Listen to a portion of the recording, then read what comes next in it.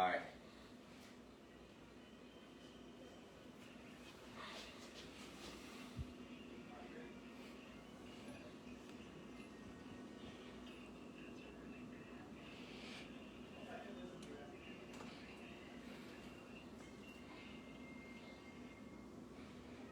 You probably should hook your phone up. Alright.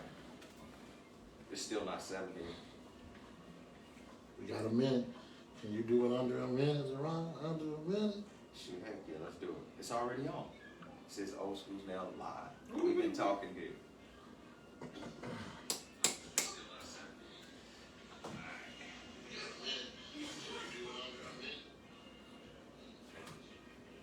Boy, I got a minute.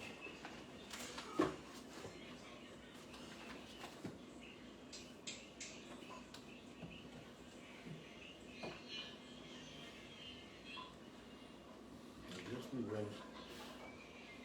Alright, everybody's coming in. They're coming in. We got this right here is our census right here. Well, go ahead and roll the music, baby. Alright, let's see what we're gonna do with that.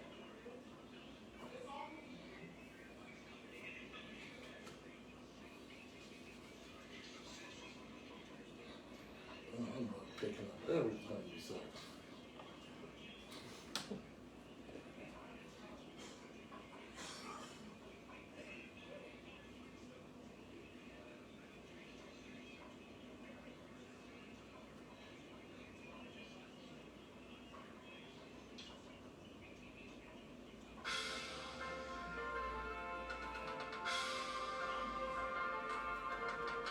That was hard, man.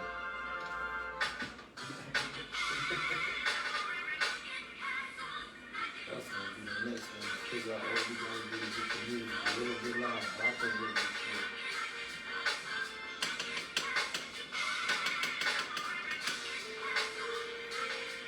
do it. He made a song so big.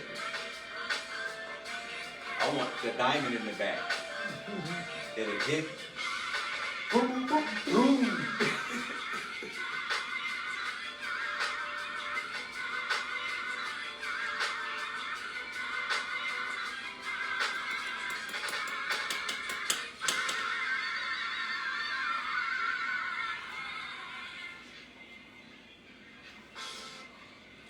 OL'Skooled family, what's going on? We want to say thank y'all for tuning in and joining us this Monday night. Everybody, we want to give a big shout out to our sponsors right now, which is Random Works and Indigo Entertainment. Indigo Entertainment is our current sponsor right now, helping to push us and generate where we got to go. Everybody knows tonight the show is going to be a little mild. We want y'all to keep rolling with us because the more that we do, the deeper we're going to be going into a lot of things which make us have a knowledge of self. Tonight's show is going to take a road trip through hip-hop coast to coast. What we're trying to accomplish from this is to see what our state of mind was back then when we came up with the music that was conscious, had substance, and the air of the music wasn't as negative and violent as what we have right now. We're going to take this road trip and we want y'all to join us. We're going to start a course on the East Coast. We're going to roll through everywhere. We're going to hit the West Coast. We're going to hit the South. And we're going to do it all. So when I asked my brother right here to basically say, at the time, like we were saying, when the hip hop was really, the rap music was really where it was for us. Let's go all the way back. I remember my first birthday party, we had the Sugar Hill Gang. And the Sugar Hill Gang made rapping fun. Yeah. Uh, And Hammer did too. Yeah, but I'm So saying... you had your East Coast and you had your West Coast version. Yeah, but when I'm saying, like, do you remember what we was talking about when me and you was on the phone the other day? and we was talking about, like right now, just with all the violence that's going on in hip hop, when you bring up and speak up negativity, you get everything that comes with negativity. You know, a lot of people are saying that some of these rappers that are dying now are speaking up and talking up on their own death. But we want to go back to a time when rapping was fun. Because, see, we had the generation from the house parties. You know, we had the generation where, you know, if you was a dancer, everybody danced back then. You remember African medallions, the consciousness, the queens that really played a part in the music. You know, look at MC Light. Look at Queen Latifah. A lyricist.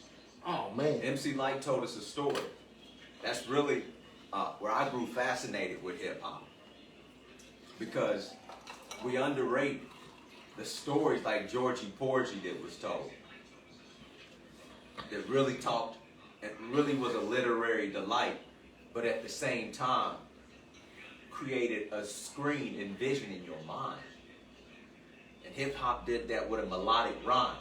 And so it was something that was a sensory delight. It was like popcorn. I mean, it was like breakfast cereal in the morning that was full of sugar and that cold milk. It did something to you while you were in your youth. Yeah. Because of how creative, but yet the style that was there. Yeah, because it was so many styles. You know, when you sit back and you look at the people that we came up with, you remember one thing that was the worst thing you could ever do. Remember when it was called biting? Oh, man. You couldn't bite nobody. You had to be creative. You had to be creative. So when you really, that's what made it so great, though, because when you was out there and you got old enough and maybe you was just being yourself, but you was being creative and you had to have your style. So we were embodying the art, and the art was also around us. So the way we carried ourselves, you really didn't want to be like your mans and them. You just wanted to be like you. Yeah. And that was the thing. It was a substance about what was talked about and taught in the music. But here's my thing. Remember when I said a few minutes ago, when you speak of negativity, you talk about negativity, and you live negativity, you get negativity and negative results.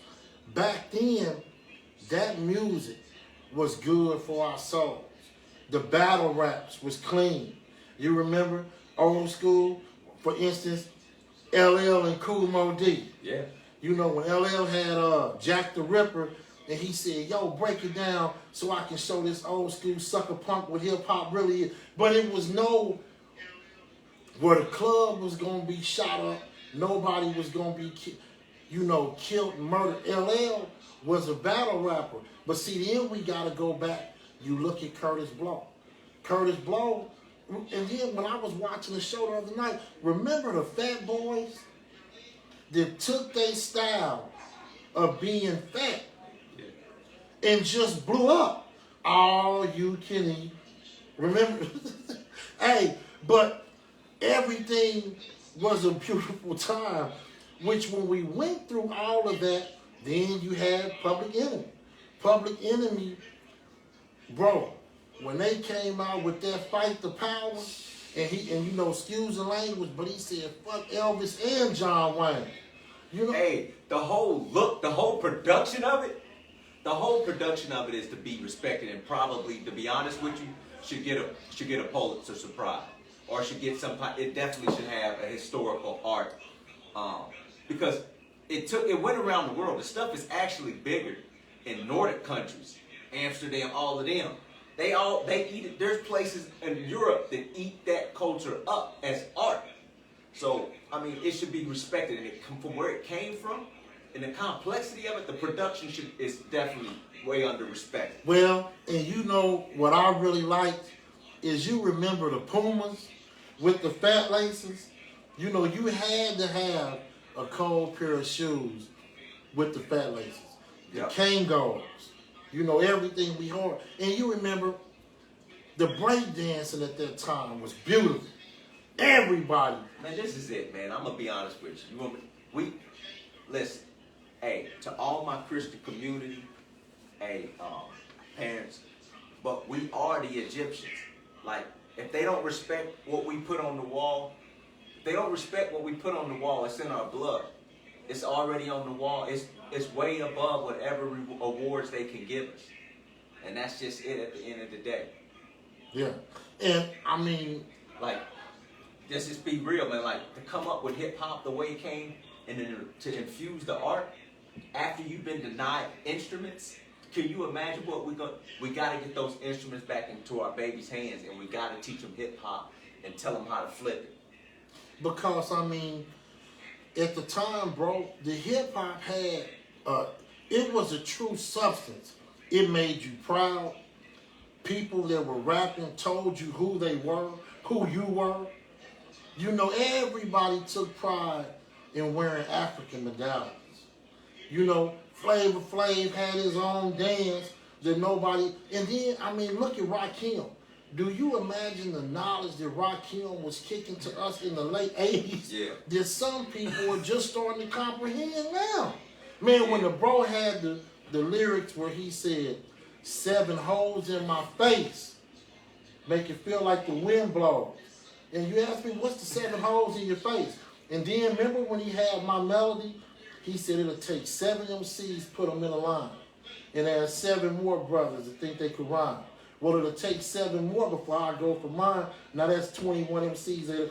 Man, do you remember the content of how, I mean, and then, like you said, don't forget Roxanne Shante. Man, that girl, that sister, battled dudes by herself. Man, she went against all the UTFO. You see what I'm saying? Yeah. And remember how happy we were to get them tapes? Yeah. The music literally touched our soul. It was a way that we was able to communicate with each other. And see, we didn't pay no attention. Over the last several years, that communication call is gone. Because when you look at what the music was, just like we always talk about our golden oldies, you know, Heatwave, LTD, the Manhattans, you know, the Isley Brothers. Man, the music, it really touched a part of your soul, man, which was conducive and helped our spirit. You see what I'm saying? Do you remember, bro? I don't know if y'all had them back. You know, I'm just a little bit older than you, but yeah, we had them house parties. And see, I was never the type, I didn't too much care about clubs. You know, going to clubs and all that. The let out of the club was better for me. You know what I'm saying? Then, of course, you know, everybody riding home and we got our whips and all this. But here's the thing. When you went through the door of the house party, it was, I mean, you just walked through and it was, the vibe was good. The music was good. We was never not fed through people that we listened to. I mean, how can a lot of people not remember KRS-One, BDP, My Philosophy? Man, when he sat down and really dropped those bars and broke everything down, and then when we go to Poor Righteous Teachers, but then what about X-Clan? When X-Clan dropped so much, but then Public Enemy and them took it up on themselves to put a national target on their back to make sure that we was educated, that we was fed. The minister was coming through a lot of them young brothers. But then when you wanted to flip to the other side, to your party and dancing, Heavy D. Name another big dude bigger than Heavy D that could really just party. I mean, and that goes back into the style. Like, a brother that was just able to command the audience. And you mentioned the confidence that comes from a group like the Fat Boys. And Heavy D didn't really make a mockery of himself, which set way for Biggie, who came up there serious. It can be like this is what it is, and to still carry the room and demand respect is I mean, it speaks a lot to giftedness. Well, and what you told me the other day was cold. When you go to Grandmaster Flash in the Furious 5 and you listen to that cut, hey, that's a cold song. That song is still vibrant and fits the tone and the attitude for the day. And it was, and see, back then, everybody had their little bit of change in their jewelry, but the music was done for the love, the art. Bro, nothing's gonna really hit your cerebral cortex like that song did. When you talk about putting a foundation on hip hop. Cause it was a cold song. Yeah. I mean, the song was, and they made that in the 70s. Exactly. In the 70s, and it would destroy and touch everything that we have today. And it was just called a whole bunch of people. But see, then we can't forget about Africa Bambaataa, you know, Planet Rock and the Planet Patrol. What it is sonically for hip hop. Yeah. Hey, cause and he still knew how to use the drum. And so, I mean, everything, you go back now to the beat of hip hop. Like even before it has its own sound out of Miami. oh, don't forget it, Uncle Lou. Its own sound, which is truly something of our native roots, our native African roots that combine and make that. Do you know that came from those human beings from that area, from that swamp? Listen to me, that sound. Yeah. And so you're talking about something very special to, again, what is already layered as hip hop. I mean, man. Well, see, but then we got, but see, and when we say we taking this road trip, because we want our old school listeners to go back in time in your mind to realize what the vibe was like, what the neighborhoods was like, what the streets was like, what everybody was like. You know, we were so empowered as people, man, it wasn't a disgrace of blackness like we have now. Because the whole world was in awe of what we was doing. Really? People would stop what they doing, bro, to watch you put the radio down with the cardboard and windmill. Yep. I wanted to learn how to windmill, bro, so bad. The pop lock, and then when Breaking and Beach Street came out, right, them was classics. Yeah. And they needed that sound. They needed that sound. They needed that bass, that drum. And then when you put that sonic wave in there, you have to put it all together and you got to start fusing it. It's brilliant. It was brilliant. I mean, it was cause now when you go, but see, we got to take our hats off to the people that was able to go mainstream and still keep it cool where it wasn't no sellout. And Run DMC went everywhere, bro. They had their own style. Do you remember the shell-toe Adidas with the fat laces? The gazelle glasses, the chains, everything was, I mean, don't forget about Big Daddy Kane. Right. But when you wanted the comedy of the rap, remember Biz Markie? Yeah. Man, You know, don't ever mess with nobody to tell you she just got a friend. Biz Markie, these was, I don't know what you would call them. We know they pioneers, but man, it was such a beautiful time, and it made you proud. It made you proud of them. It made you proud of where you came from, and it was just a beautiful time. Also, y'all, don't forget, before we really get going, we want to to have a couple of listeners message. We should have it set up for the call-ins probably around the Thursday show. But we got the Kool-Aid challenge going on tonight. And of course, if you can text or email what flavor you think this is, then you know we'll get in contact with you and get something sent out to you. And I'm gonna tell you, out of all the ones we done made so far, hey bro, this one right here, woo! You hear me? This. That's what I'm. So if you can look at the Kool-Aid challenge, and if anybody can guess what kind this is or gets close, we'll contact you and we'll get something out to you from our catalog. You know, our sponsors want to be generous. Well, and also we want to let a lot of people know the reason we drink the Kool-Aid and we pay tribute to the Kool-Aid is it's our way of toasting and drinking to the people we love, which is our people.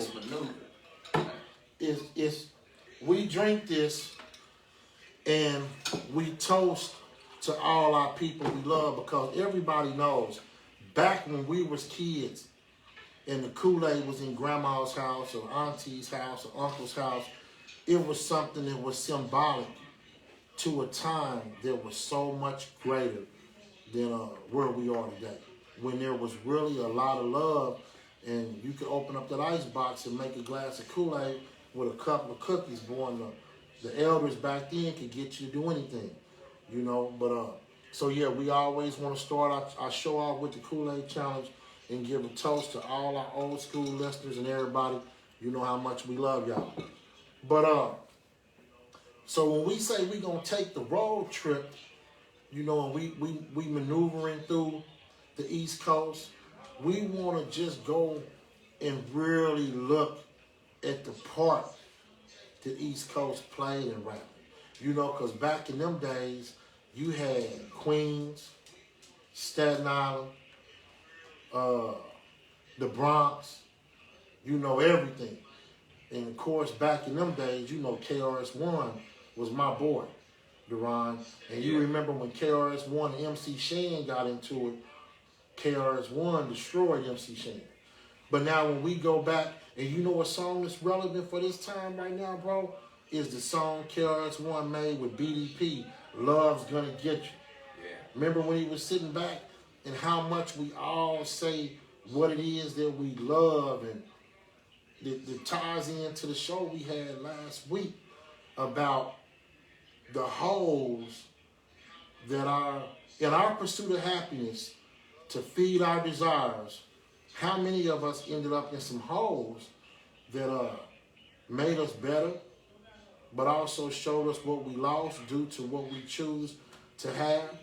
And I really just believe what you entertain yourself with, what you watch, what you read, what you think, what you listen to, that's what you feed yourself.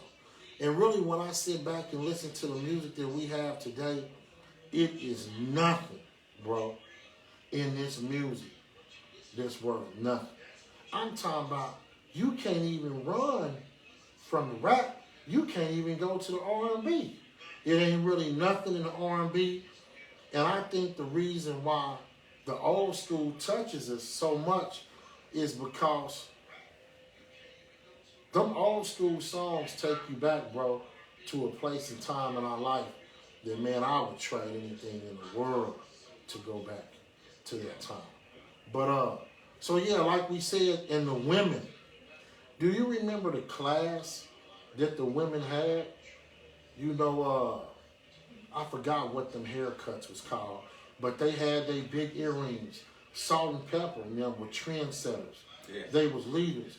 MC Light, beautiful woman. Queen Latifah, all of them was beautiful women, and they had positive messages, but also took their place among a whole bunch of male-oriented. They taught us about fashion. Now, by the time I'm coming up, I wanted a pair of Gerald Gervais jeans. I wasn't even supposed to know what that means, but hip-hop now introduces me to an international fashion style. So Salt and Pepper was out there looking fly. I had to get out there, and if I'm trying, I mean, I had a crush on them from jump. Well, I'm going to tell you who always kept it clean to me. That boy, LL, always wore them clean sweatsuits, bro. Yep. LL. You talked about the Puma. You talked about the Puma. Well, you know, LL back in them days was with their troop. British Knights. Yeah.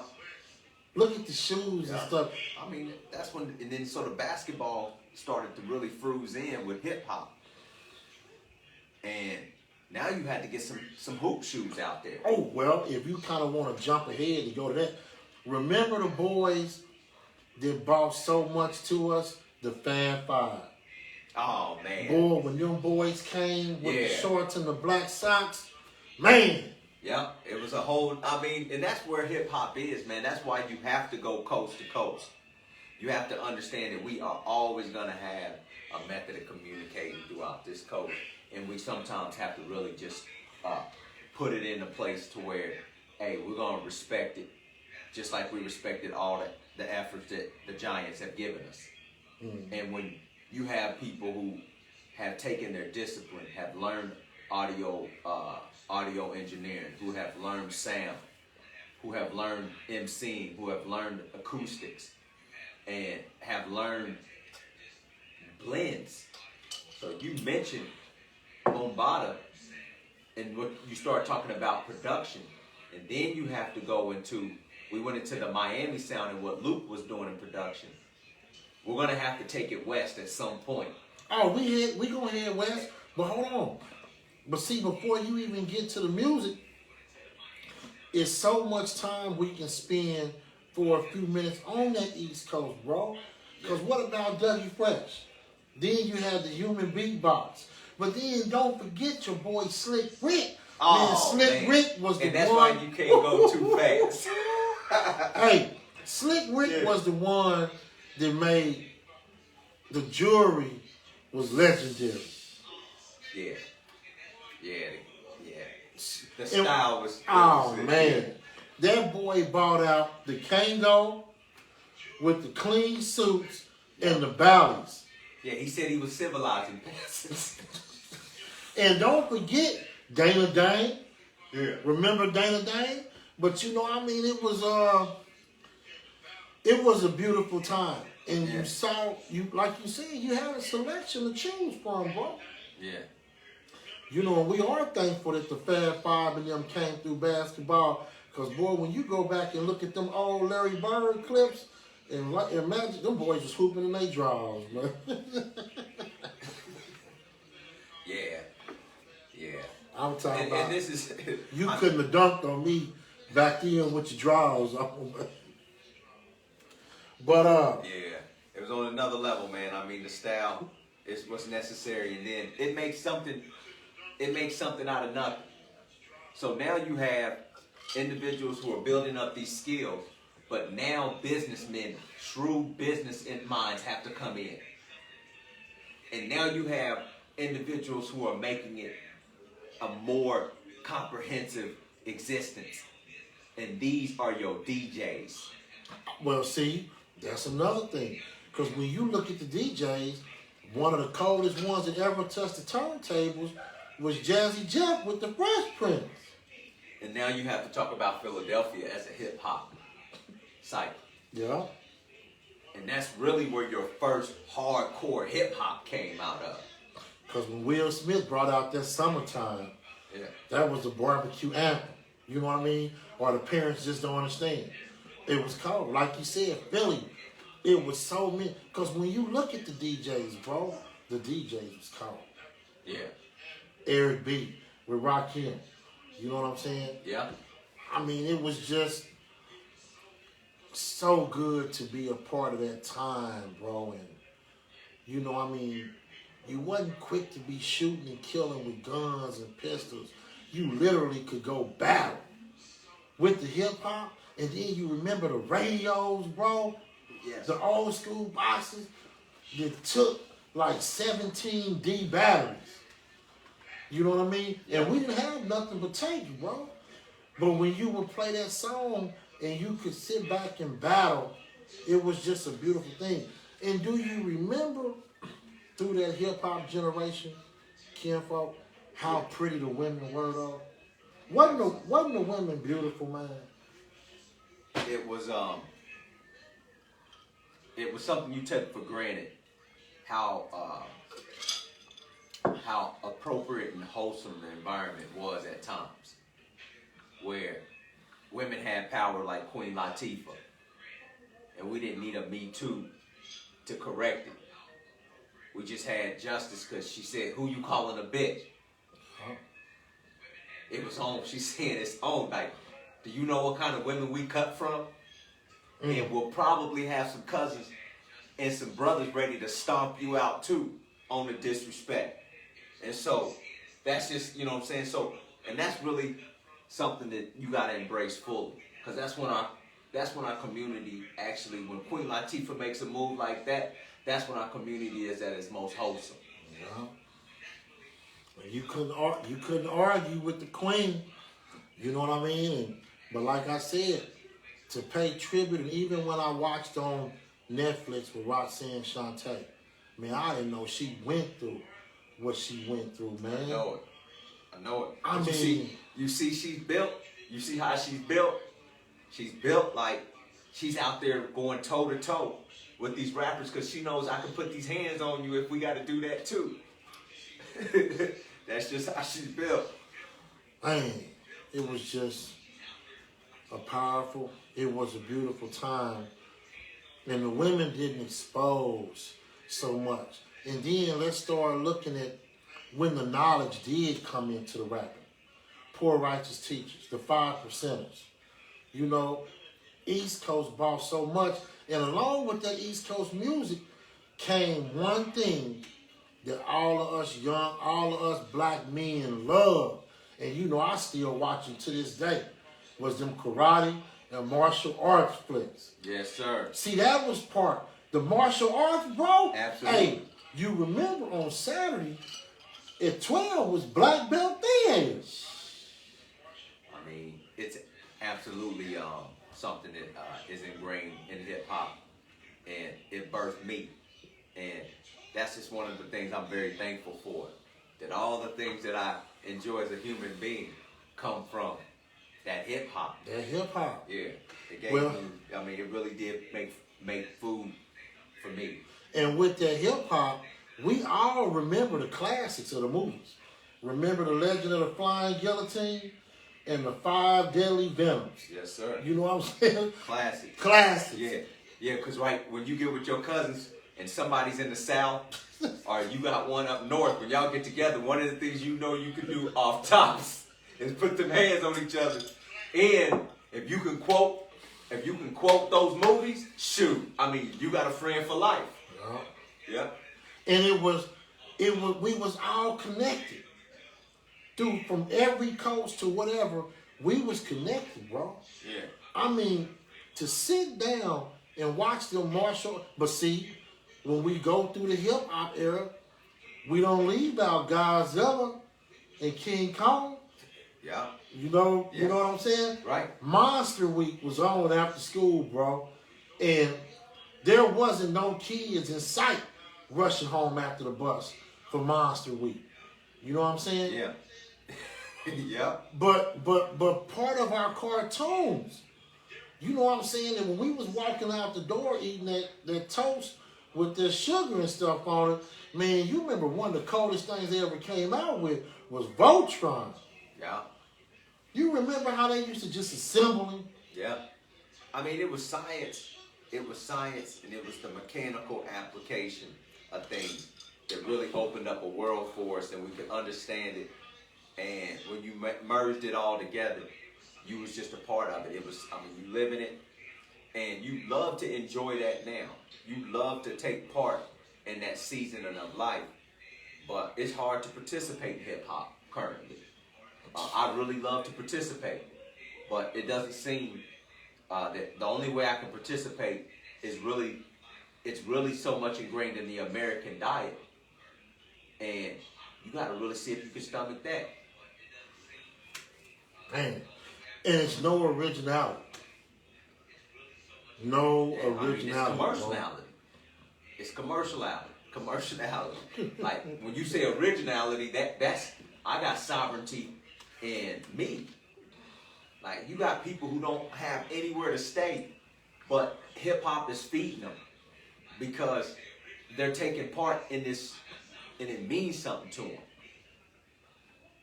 Like I'm living it. Like it's the hip hop is the street. It came out in the street. It was in the street. And that was when the DJs would just set up at parks and throw shows and just battle. I mean, it was healthy. And it educated us too, because when we had a lot of groups that we liked, you hit on the nose when you said the other day, we found ourselves dancing. We found ourselves saying the lyrics that we was listening to. And remember what I told people? Just imagine if we really didn't use the N-word the way we use the N-word and we called everybody brother. You know how much harder it would be to pull the trigger? And when you go in to squeeze the trigger, you saying, you know how we say the B and the N when we killing you, but to call somebody your brother when you getting ready to blast on them, it would be hard to do that. You see what I'm saying? Yeah. Because when you addressing somebody as your brother, that was a time and a word to where it was symbolic, just like how a lot of us in the South, you know, we use the word kinfolk and all that time. But hey, man, time done slipped away. We at the at the halfway mark. Let us pay a little bit of our respects to our sponsors, which again is Random Works and Indigo Entertainment. And let us take this small commercial break, and we're going to be right back to finish the show. And remember, the Kool-Aid Challenge. Somebody tell me what kind they think this is. It's straight pancreas killer, but it's good.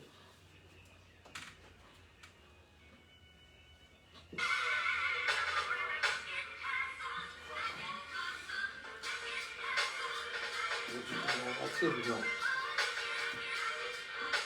It was the activity, it was the action. Very good.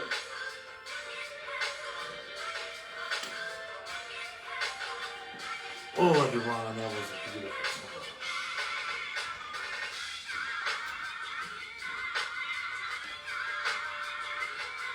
Oh, done? Yeah, commercial break. Get you a glass, man, and get some beer. You gonna hear it one more time? Yeah. Come on, back there.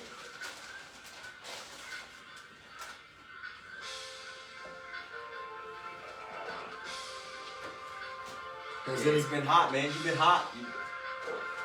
Has anybody hit on Yeah, great. the challenge? Great with lemon in it. Put some lemon in it. Who Great. said that? Dallas Indigo. We have a winner.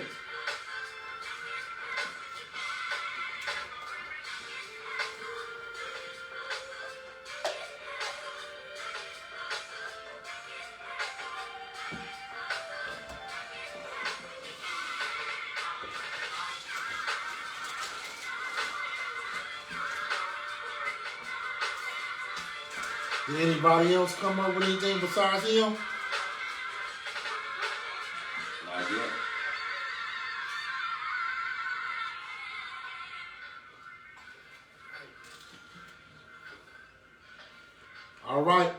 All right, old school. We back. We at the halfway. We at the halfway point, and we do want to say we got a winner tonight on the Kool-Aid Challenge. What? Dallas Indigo. What did he say? What did he say it was? He said grape and put some lemon in it. He close. He's close. If don't nobody else get it, we do have a winner for the night. But so now, man, we hope that y'all enjoying the show. You know, a lot of times, you know, me and this brother, we talk every single day. And a lot of times, man, we don't want to just really just come on here and just beat everybody down with knowledge. You know, even though this is a time that we drastically need an infusion of knowledge, because, hey, like Public Enemy said, and about how some of us act, we don't even lost our mind. But so being able to go through a show like we going through now, which is just taking a road trip through hip hop, you know, we'll call ourselves freestyling because, man, it's just so much that we want to pay homage to for the rap. And like the brother said, when we do have to bounce over here to the West Coast, you know, we can always come back again. But see, when you go over here to the West Coast, man, now that comes up in my time, in my generation. I had people like King T, Ice-T. And see, people don't understand what Ice-T really was. He brought to the game. I know. That boy was that New Jack Hustler, man. You know what I'm saying? Of course, you know, we got NWA and what they did, and they were the street reporters. And they bought the dirty side of what America wanted to sweep up under the rug and not allow us to be able to see. They were really out there live and direct, and they bought that. But there was a lot of great MCs that came, you know, and as the brother said, Hammer, you know, he had his own style. Yeah. You know, he had his own dancing style, and it wasn't just with all the gang banging and stuff like that, man. You know, you got to give a shout out to Tone Loc, had his own thing. What about the Young MC? Wasn't that his Young name? MC, yeah. Yeah. So it was just so many people on the West Coast. But see, even before I jump to the West Coast, bro, and I get back to thinking, man, we can't get out of there and not mention EPMD. Man, because it was a couple groups, bro. Run DMC was cold. Don't forget Houdini. You know what I'm saying? Yeah. But EPMD, them boys was cold. And it was just so much that came along with that genre and the time. It's a beautiful time. And like I tell my sons all the time, I really wish I could just take them back to a summer. You know, everybody had their style. And like we said, it was almost religious, man. You couldn't bite nobody's rhymes. Yeah. You didn't have nobody ghost writing. Yeah. Everybody wrote their stuff because they was artists. Right. And so who would you really put in the spotlight of the West Coast before it got so new to where we are now? Who do you think? I think you have to start with Q. I mean, you have to start with Q. I mean, Q, when it comes to having a style where you are birthing other styles, I mean, Q is brilliant in this fashion of being able to strategically put together a move. When you talk about the business acumen that has to come to the table now, Cube is Cube is the framer of the business plan for Black America. Yeah. Yeah. He pretty much you have a young man who taught America how to pay the black man for what? Come on, man. Go ahead, bro. Go ahead. You right. I'm feeling what you get ready to say. Go ahead. And so, you know, man, y'all gonna have to respect that, man. You would, hey, on the real, like, you can't disrespect Q because, I mean, y'all don't really realize how to really go to bat. Like, if you don't really realize how to go to bat for the minister, you really ain't got too much to say to me. You know what I'm saying? Like, and so Q is in that because he done put food in y'all mouths. And, hey, you gonna respect that. Like, from where I'm from with grandma, like what we got here, it's like that. Because you know you got family, you know you got kinfolk. Because, you know, a lot of us really be finding out when your grandma's together, you cousins. And so don't you think that's kind of interesting? Well, and like you said, a lot of that knowledge that those boys spoke and women spoke back in there. Where did it come from? It was the 5%ers. It was the Nation of Islam. It was the minister. Yeah. Brother Khalid Muhammad. You know what I mean? Yeah. And look what they spoke about, bro. Yeah. And don't you think more than ever that's truly needed in this time? You know it's needed right now. Yeah. Yeah. It's absolutely needed. And you have to go that hip hop has been its most generous whenever the minister is attached to it. And you need a generous hip hop because the other alternative is poison. And so, I mean, you really have to take it like this, where you on the street in the Nation, when they gave you a bean pie, you really never thought twice that you was gonna eat that. Hey, and it was cold. If you ain't never had one, boy, you missing something that's fire.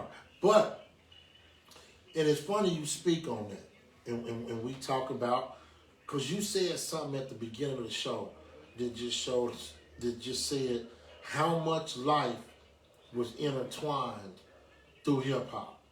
Not just the styles, the clothes, the togetherness and all that, but you have to realize, man, these people respected him so much that behind the scenes, they took his teachings. Because see, when you think about Cam, remember in the heat of the game banging, and Cam came out with a peace treaty. There were brothers that was in the suits and bow ties, the minister, that brought everybody together at the table to where these boys went about not just rapping, but they was telling you about the pro-black, about the pro-blackness, about where we came from, who we are, as well as bringing a message that needed to be heard.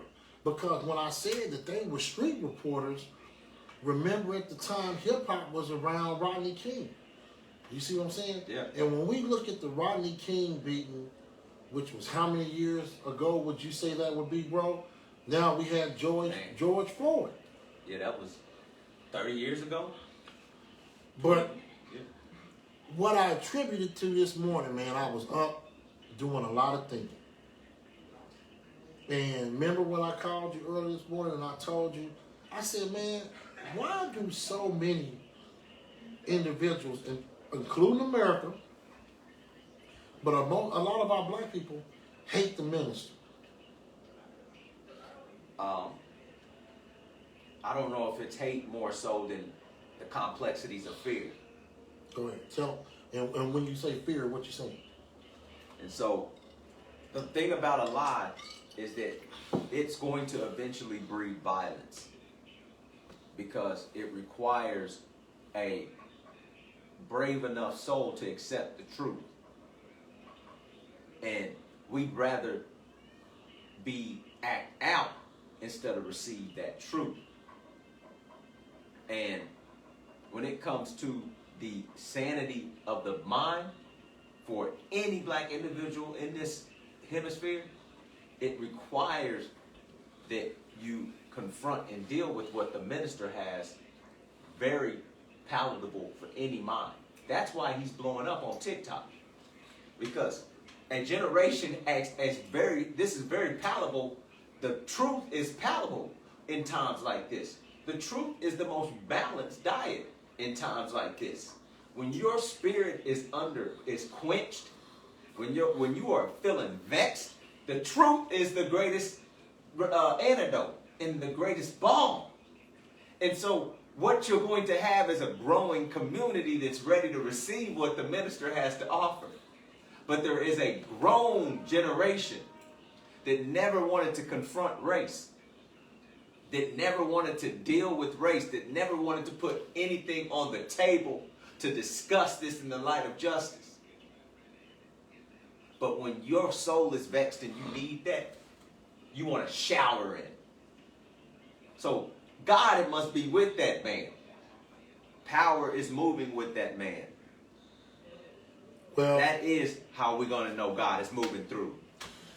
And when I came up with the answer this morning of why I said so many people dislike him and hate him and are afraid of him, is I came up with something I put on, Facebook. I call it Facebook.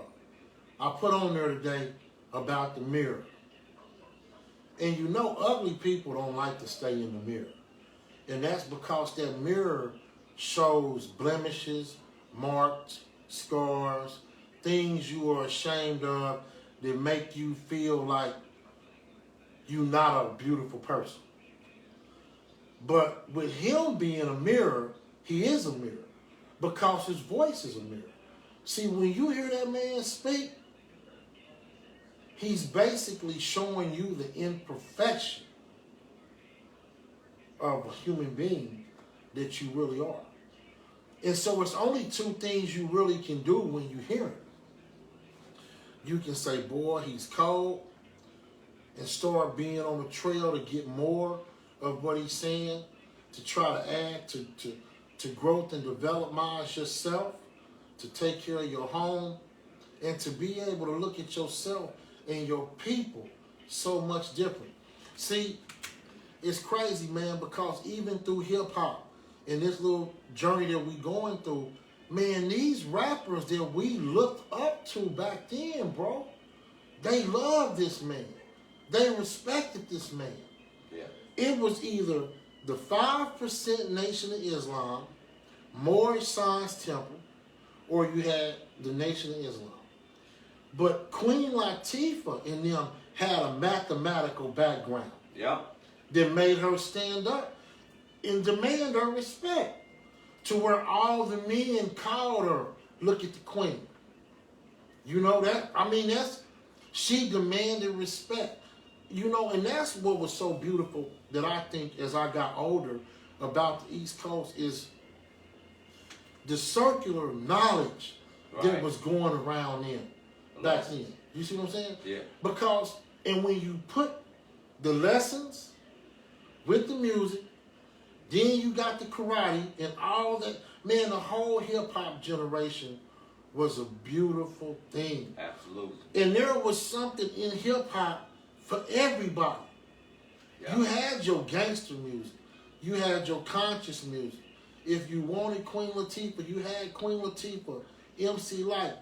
You had all the powerful women, JJ Fad, Yo-Yo, all of them.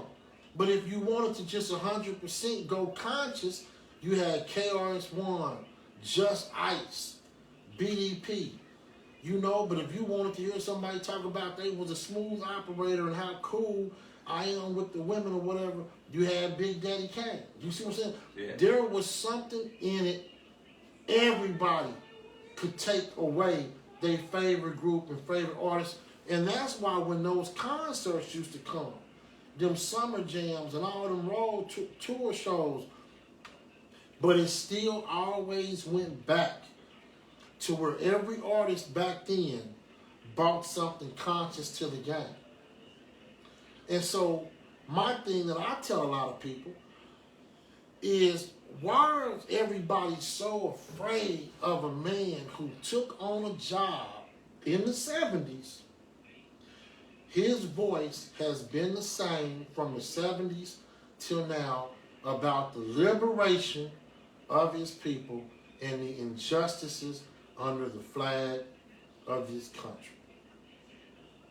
Yeah. And you remember what Chuck D and them said, don't tell me that you understand until you hear the man.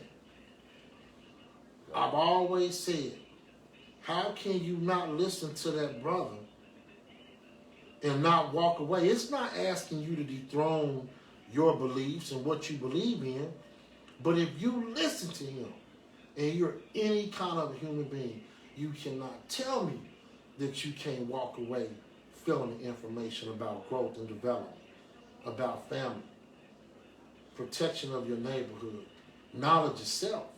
You see what I'm saying? Yeah. This is why the hip-hop was a life infusion for us, bro. Because we were getting it. We wasn't getting it in school. The school wasn't teaching us about the simple mathematics that rap in the back in the day was. You see what I'm saying? Right. The names that a lot of these people had. You know, Rakim was one of the first ones back in his songs to mention Allah. Yeah.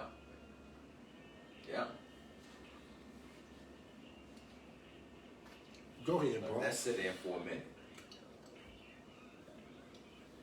And the story goes back to who you are.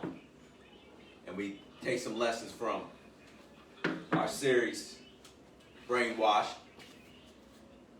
As we get on the third series part of this, we have to look at where we left off. And we were looking at a host of subconscious things that we experience. Why we can't build strong families. Why do we perpetuate black sexual stereotypes? Why are black and beauty still contradictions? Why do we keep killing each other? Why are we killing ourselves? Why can't we stop shopping? Why do we expect so little of each other and ourselves? Why do we give up our power so willingly? Why can't we stick and stay together? Why is the joke always on us? And so we start off with, why can't we build strong families?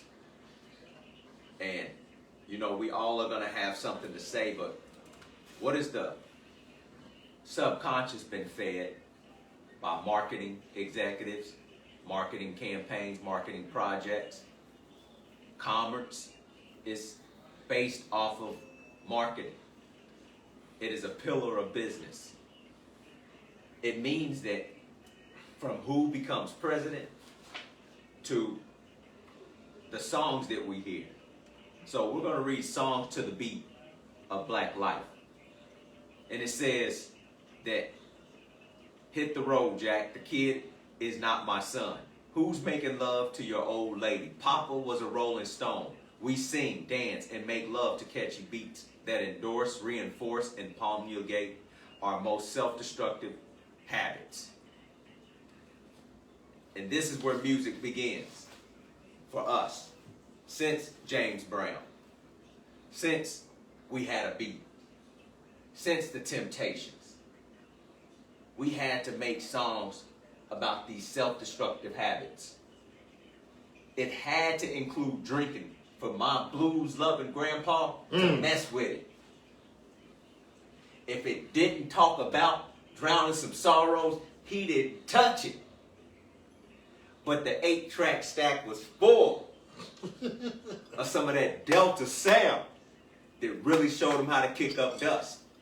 And they was literally kicking up dust, because there was a generation of our young men who got up off that porch barefoot and went to that local tavern to get a drink. And would have worked all day and all night. But they was going to get down to that little spot. They going to get down to that juke joint. They going and you're right though, bro. And when you sat back and you said, the Temptations, man, Papa was a Rolling Stone. Wherever he laid his hat was his home.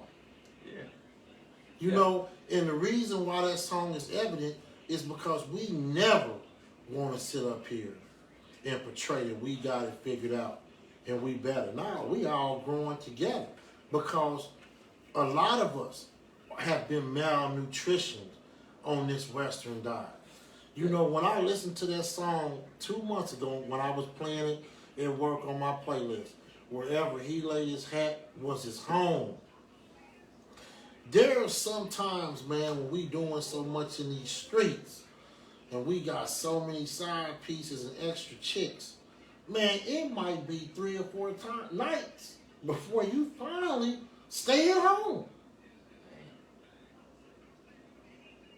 And everything is on her nightstand or her dresser. So when you pick up in the morning and you ready to go, I mean, listen to the words of that though, man. Papa was a Rolling Stone. Yeah. But James Brown, he didn't sell his soul, and he made us say and told all America that he was black and he was proud. Yeah. In that time. Yeah. Soul man number 1. But when we go to show how hip hop revolved and everything, what about our great champion, Muhammad Ali. Remember when we spoke on him? Yeah. For that, listen, man. For that brother to be empowered with something so deep that he said, hey, you can take my money, you can take my belt, I'm going to go do my 5 years. But I'm not going across the water to kill a Viet Cong because the Viet Cong and the yellow man ain't never called me a nigga. And to emphasize that he was so aware with it, bro, that I got to change my name. Yeah. There's no power in this slave name. Bro, we had beautiful people. Why do you think, where are the people now?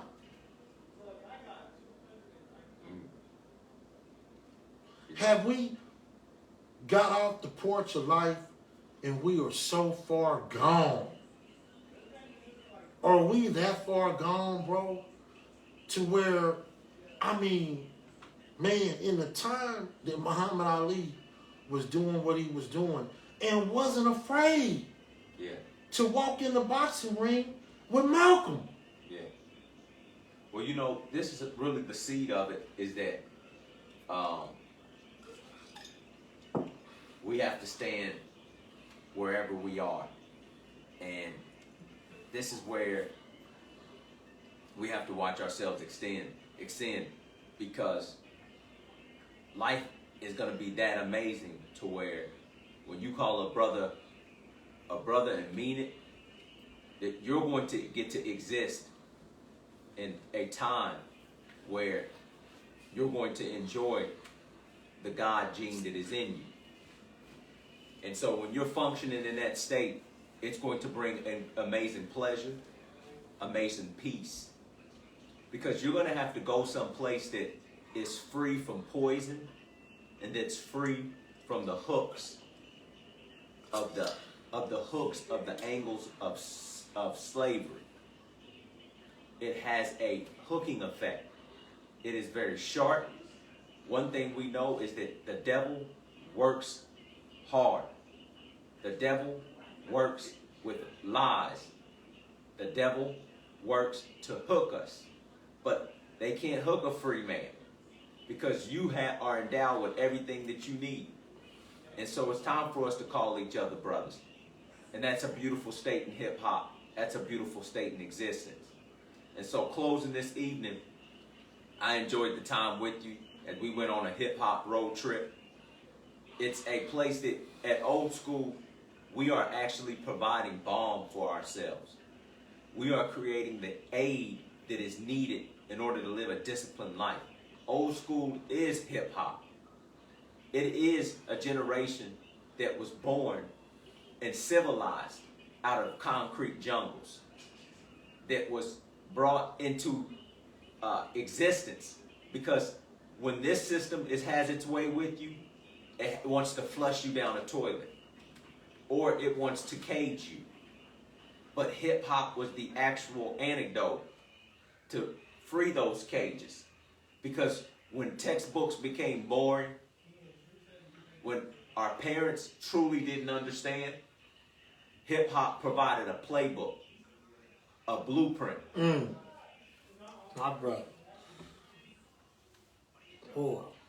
And well, I guess that brings me to come on because we at the point where we got to close, but we'll pick back up. If we got a lot of feedback, and make sure on the YouTube page you hit the subscribe button and the likes, we'll finish up because we want to go through hip hop and how influential it was. Because man, country rap tunes, we can't leave out the South.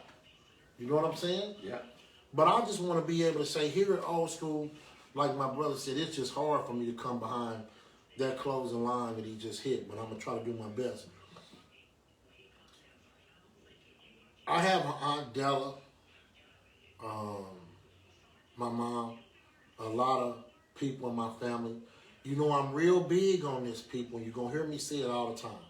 If the people that we truly say we love and care for, if they could talk to us for 5 minutes, would they say that they are proud of us and that we have passed the torch on to give these ones that are coming up under us, what my brother just said, the aid that they need. Because we are in the water right now for rough times, brothers and sisters. Rough times that we don't comprehend yet. You see what I'm saying? It's on the horizon. The writing is on the wall. So all we want to do with Old School is to take people back, as far back as we possibly can, to just make you go to that piece of your mind where I tell my sons all the time, life was better than this. This that we have right now, this wasn't it. There were communities. There were households. There were really real friendships.